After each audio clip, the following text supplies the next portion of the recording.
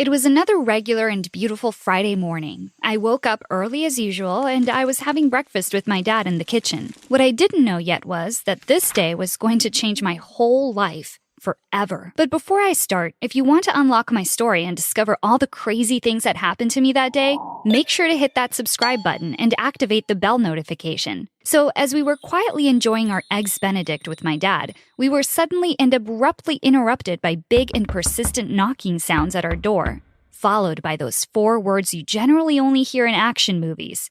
"Police! Open the door!" My dad rushed to the door and opened it. 2 police officers were standing. "We are looking for Jenna Atkins. Is she living here?" I was thinking, oh God, is this because I skipped high school again the other day? Damn, the principal was not playing when he told me he'd take care of my case seriously. "Yes, it's me. I live here," I answered. "We are sorry to inform you that your dad passed away last night. We found a letter with your name and address and a pair of keys to his apartment. We are deeply sorry for your loss, miss." "Sorry, what?" "Pardon me, officers, but you must be mistaken," I said. "My dad is right here, standing up. Actually, he is the one who just opened the door for you." I looked at my dad. He was flashing red. Is he going to die today too? I thought. "Thanks a lot for letting us know, officers. Have a good day." And hurriedly closed the door. It was at this very specific moment that I knew something was wrong here. Very wrong. "Sweetie, we need to talk," my dad told me. "Well, yes, obviously. Dad, what was that? Maybe we should wait for your mother to come back," he said. But I couldn't wait any longer. Seconds felt like hours, and I urged my dad to tell me right away what was going on. What secret were they hiding for so long? And then it happened. The cat was out of the bag. Finally. After almost 18 years of existence, my dad revealed to me the big secret. I was adopted. "Well, that explained the blue eyes," I said coldly, probably out of the shock of the news I just had. Then I couldn't speak for hours. My whole life was completely turned upside down. All these years were just built on lies and secrets, I thought. So many questions ran through my head. Okay, so I am adopted. That's a fact now. I know who my dad is, or at least was, but who is my mother then? Speaking of my mother, my now adoptive mother came back home. When she saw our faces, I swear she knew. Maybe my now adoptive dad texted her before, but anyway, she knew. So we just sat down, the 3 of us, in silence. I started asking questions, a lot of questions, but they couldn't or wouldn't give me any answers. They said they didn't know who my birth parents were because they chose to never open my adoption case, and that for them, I was their daughter and that they loved me, blah, blah, blah, blah, blah. Yes, sure, I get it. But what I needed back then was answers. That's the least I can ask for after 18 years of secrets, right? We decided to take some time off of each other so everyone could process what had just happened to our family. My parents went away for a week and I stayed home alone. I couldn't stop thinking about this, obviously. My mind was playing tricks on me and sleeping became a mission. After a few days of heavy and constant thoughts, I decided to ease my brain off a bit and think about something else. I love cooking, so I decided to make my favorite pie. I remember my mom had a very good recipe in one of her cookbooks. I looked for it in our bookcase. When I finally found it, I took it out, and a box fell on the ground as well. And oh boy, what I was about to find out. The box contained hundreds of letters. Letters from my father, my real father. I started reading a few of them and quickly understood that he was actually in touch with my parents for years, probably from the beginning. So that means my adoptive parents knew the whole time who my real father was. They were exchanging letters with him. Not only did they hid those letters from me the whole time, but they also deliberately lied to me when I asked about him. Do they know about my birth mother too? I thought. This was truly unbelievable. The story went a step too far, and I couldn't take it anymore. What was going to happen to me next? I decided to pack up my things and leave the house. "I'm gone." I just left a note to my parents. I went to my real father's apartment.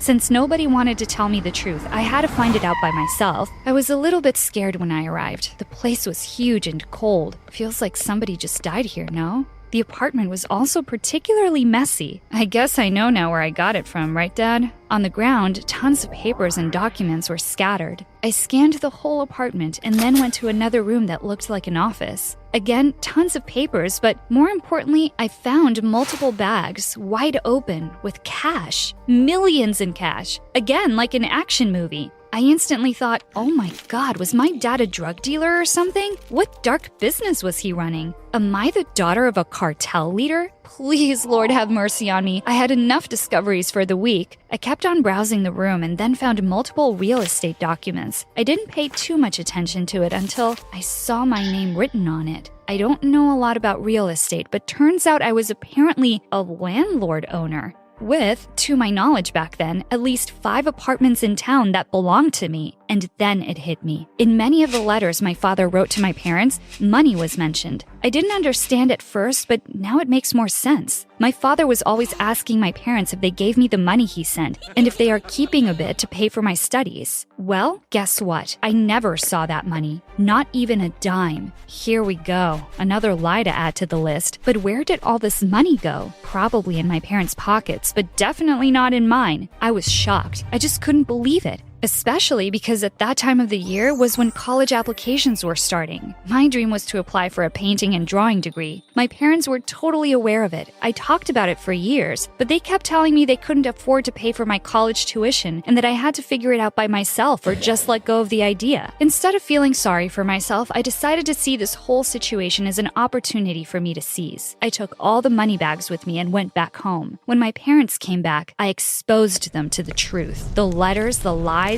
the money, everything. They went silent, as usual. My mom finally told me that they didn't know how to handle this situation from the beginning and got tangled in lies over the years. What about the money? I asked. We wanted to keep the money for your 18th birthday, but as we got caught up with debts over the past few years, we didn't have a choice but to use it, my dad coldly answered. Do you know anything about my birth mother at least? And please don't lie to me this time, I asked one last time. They swore to me that they didn't know anything about her. But anyway, none of their words mattered to me anymore. So I just left, again. But this time, for good. I packed all my things up and moved to the other side of the country, where my drawing and painting college was. With all the money my father left me, I could afford the college tuition and even rent in a small student residence. A new life was starting for me, a new beginning. I was finally doing what I wished for so many years. Drawing and painting were my escape. And going to college really helped me cope with all the crazy things that happened to me back then. I was particularly enjoying my drawing class. And for the final exam of the semester, we had to submit a collaboration work with one of our classmates. I didn't know a lot of people there. Everyone seemed to already have friends, and I had trouble blending in. So I just picked the first classmate that was sitting next to me, a boy, who also seemed as lost and confused as I was. Are you interested in joining me for the collaboration work? I asked. I don't know. Do you know how to draw well? He asked. Well, I'm here, so I guess I know how to use a pencil a bit. Okay, let's meet at the library after class, he told me. Well, that's a date, I guess, I internally thought. Blending in wasn't complicated after all. We met at the library after class. The least I can say was that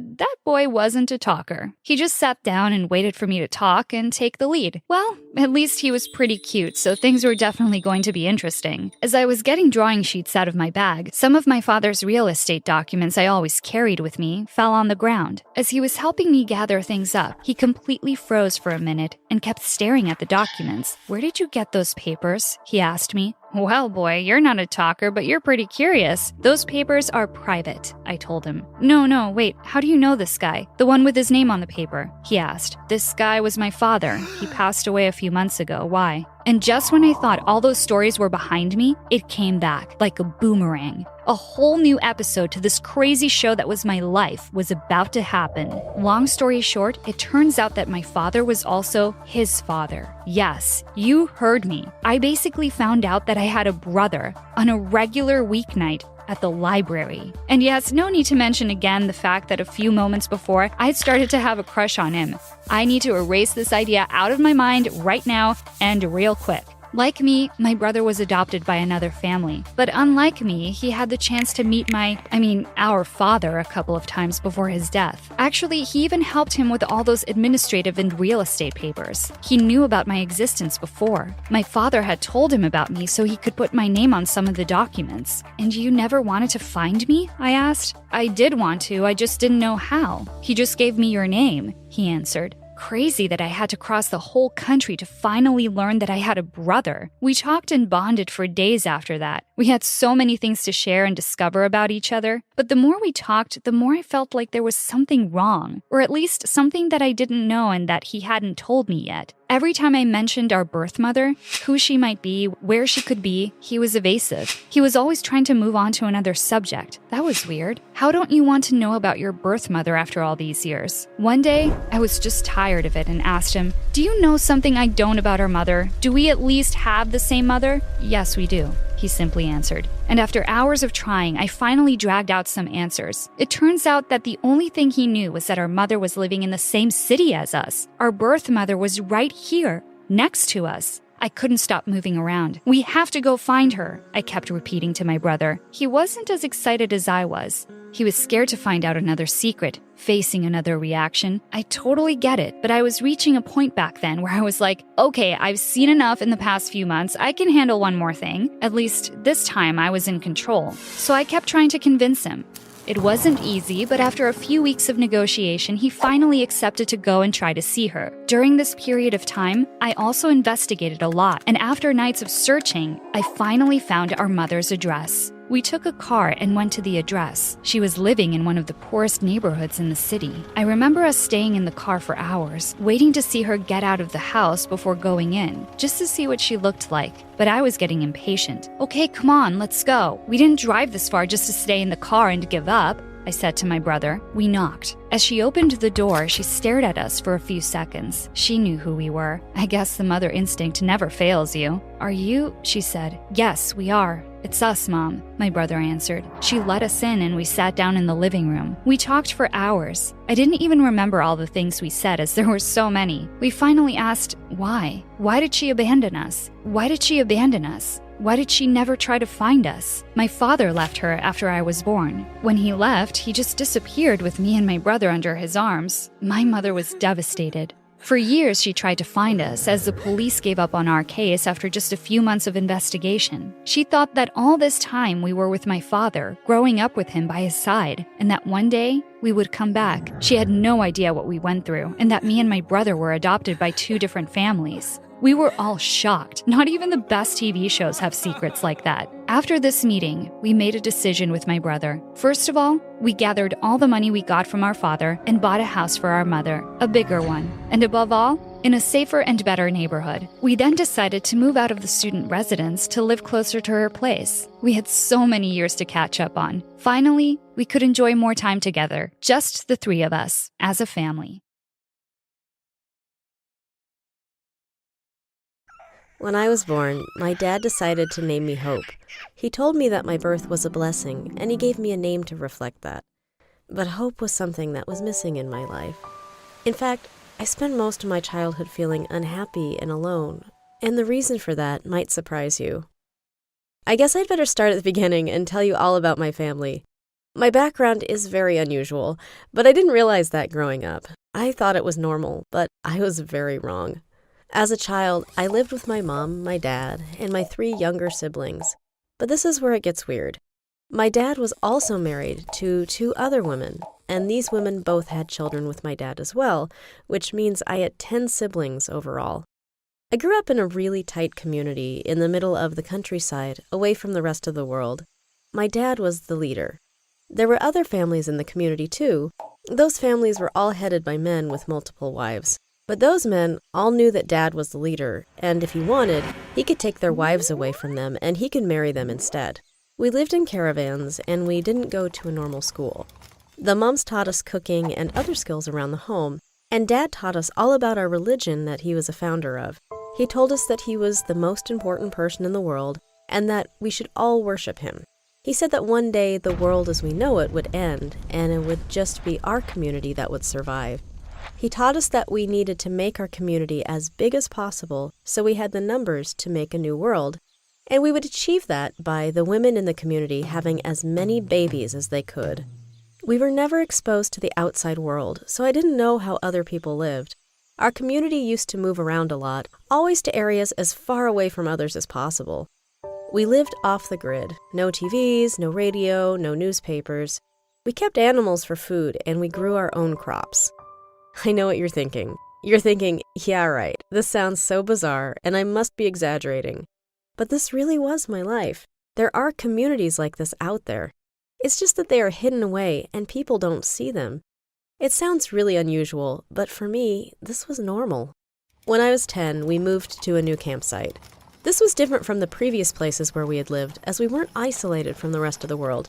We were in our own field, but right next to us was a campsite with other people in it, or outsiders, as Dad called them. Dad told us all that we were banned from going outside of our field or talking to anyone over the fence. He told us that they were dangerous and a threat to our community. But one day, I saw two boys playing football next to our field, and one of them accidentally kicked their football over the fence. They called out, asking if they could have their ball back. I was nervous, but I took the ball and I threw it back over. Then one of them started talking to me.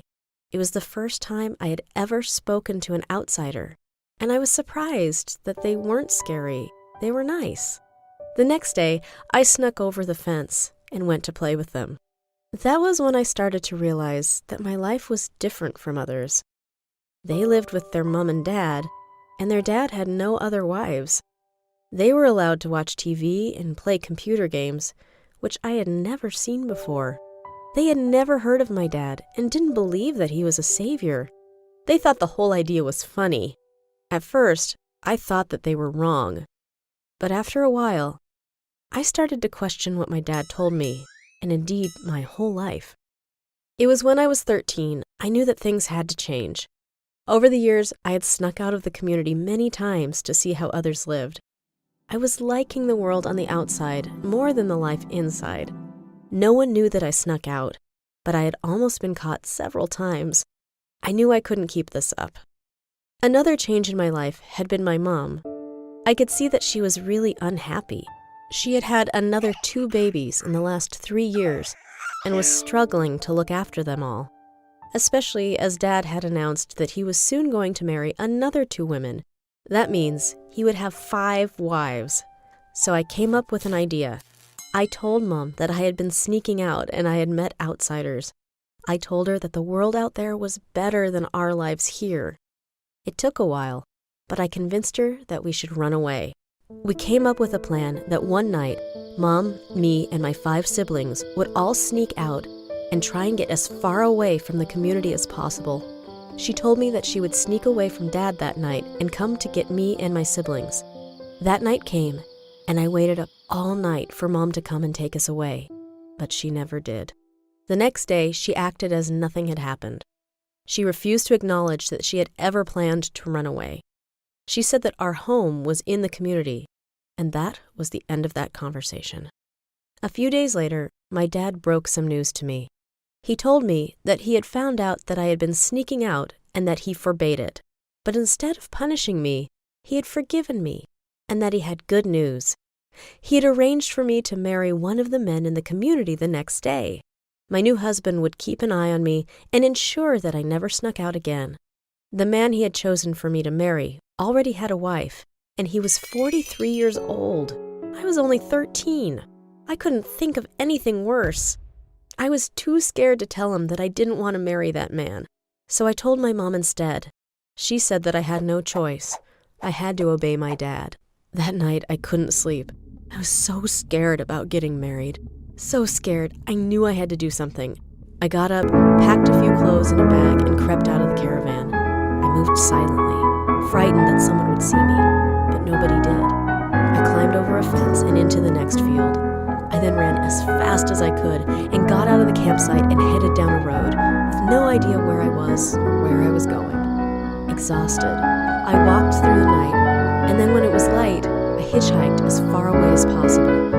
I asked a driver to drop me off in the middle of a city. I didn't tell him where I had come from, but he could see that I was scared, so he gave me some money for food before he drove off. I had never been to a city before, and it was terrifying. I considered going back home, but I had no idea how to get back to the campsite or where it was, and I knew if I went back, I would probably be punished for my disobedience. I had made my choice. That night, I slept in a shop doorway. I was cold, hungry, and frightened. During the day, I begged for money for food and drink, and every night, I tried to find somewhere safe to sleep. I did this for a while, and I was scared all of the time. I had no idea how I would survive. That was 10 years ago. And some days, I can't believe that was my life. I was eventually found by the police, who put me in a children's home. After a while, I was fostered with a normal family. I went to school, and although it took a lot of readjusting, I managed to get some qualifications. I am a social worker now.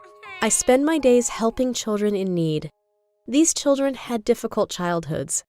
My experience has helped me understand these children, and I'm so pleased that I can help them. But some days, I still feel really sad.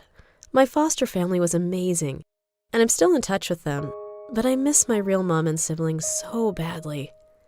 I don't know where they are now, and the younger ones won't even remember me. I probably have even more siblings that I've never met.